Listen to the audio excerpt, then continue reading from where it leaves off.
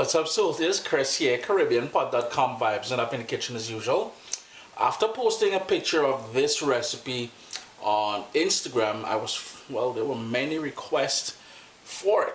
So in today's video, something I've been promising to share with you all for a while now. Coconut macaroni and cheese. You're gonna like this one, man. It's holiday time coming up there. You know, you make a big bowl of this here, and everybody just gathering around having fun eating some of this. So here we go, coconut macaroni and cheese. Vibes it up, man. I'll just give you a quick play-by-play of what we got going on so far. So here we have the macaroni boiling in lightly salted water. I've got a pot heating up here to make the sort of bechamel or cheese, coconut cheese sauce. And here are the ingredients for that cheese sauce. I've got white cheddar, some bacon that I found in the fridge there, and that is totally optional. If you have it, you can rock it. We're gonna need 1 clove of garlic, some freshly grated nutmeg. I've got seasoning peppers all diced up here, some parsley, and about 3 scallions, some fresh thyme. I've got here about 3 tablespoons of coconut oil, and that's just for the added sort of coconut vibe that we're hoping to achieve. And I'm gonna go in with the seasoning pepper, the scallion, as well as the parsley. And if you can't find seasoning peppers, what we call pimento peppers, you can also use just bell pepper. That's cool. Just gonna sweat that down for a little bit just to make sure it softens up and we get all those flavors from there. At this point, I'm also going to go in with half of the chopped bacon. I'm going to reserve a little bit of that chopped bacon for topping it shortly. Just give that a quick stir there. Next up, the fresh thyme. I just want to break off those baby leaves. You don't want the big hard stems in there. And you probably need about 4 sprigs of that fresh thyme. Then we're going to go in with some fresh ground black pepper. My heat is on low, and I'm just going to allow that to sort of sweat down for a minute or two. Next up, we're going to go in with 1 clove of garlic.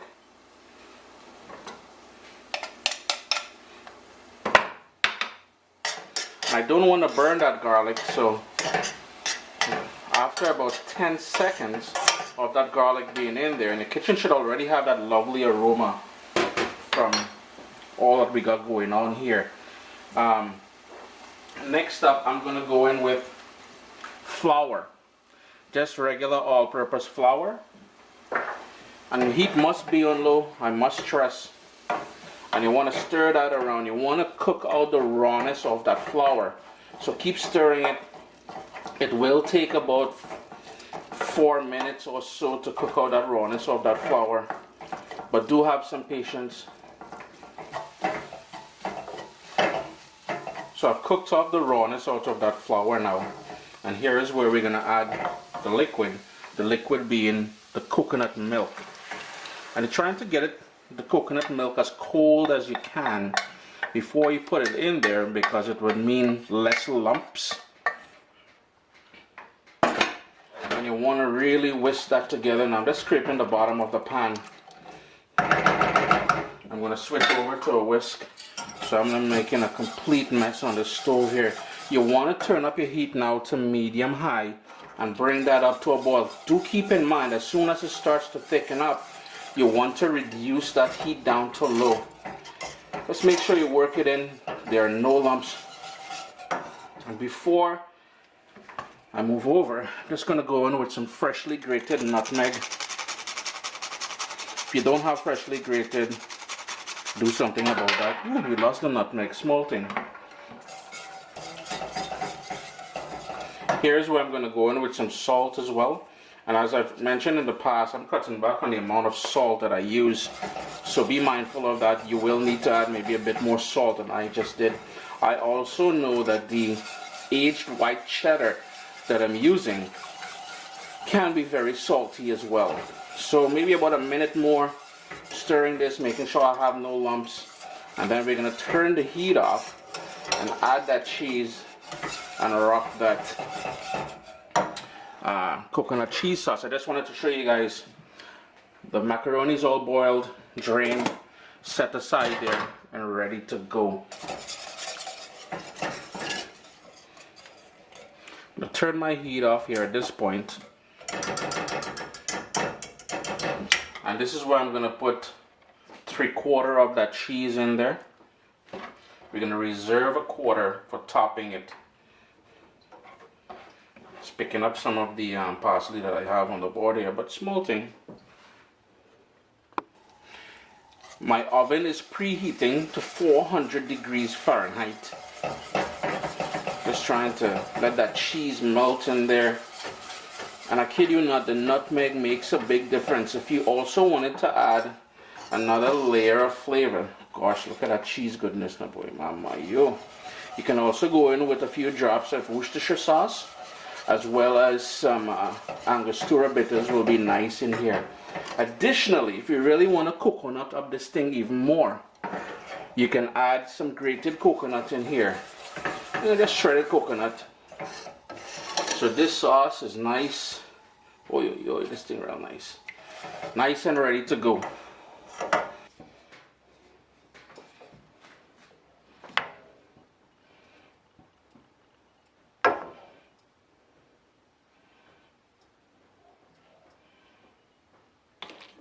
The macaroni is all ready to go now. So all I'm going to do now is pour that coconut cheese sauce directly into it, giving it a mix every so often. I just cleaned that stove, so I'm not trying to dirty it. And you really want to work that in there. Remember, your oven must be preheated to 400 degrees Fahrenheit. Give this a good mix. I'll add the rest of the cheese sauce, and then we'll put it in the baking dish, an oven-proof dish, to bring it all together in the oven. Into my baking dish now.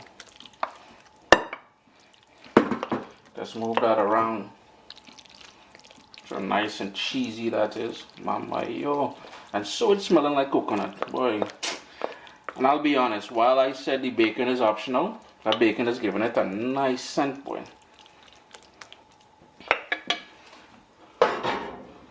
Gonna top it with more of that cheese. Caribbean people love the cheese, so we are trying to skylark on that.